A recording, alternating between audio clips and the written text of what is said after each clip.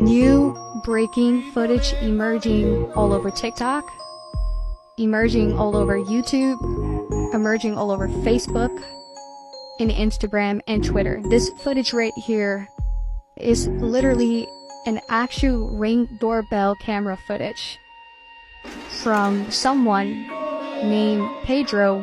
We're not going to give his last name today. He sent us this footage. He said that on the 8th of this month, right as all this UFO crash happened in Las Vegas, Nevada, this is what he captured on his Ring doorbell camera.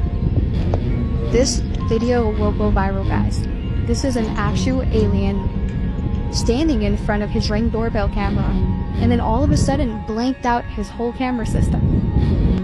Literally, that he had to change the battery inside the camera because I guess it died.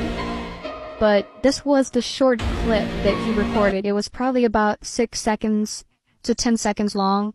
And as you watch the video, you could see what looks like an alien gray or extraterrestrial. The same alien that was mentioned in the Las Vegas, Nevada 911 call. The big almond eyes, grayish green looking. Check the video out, guys.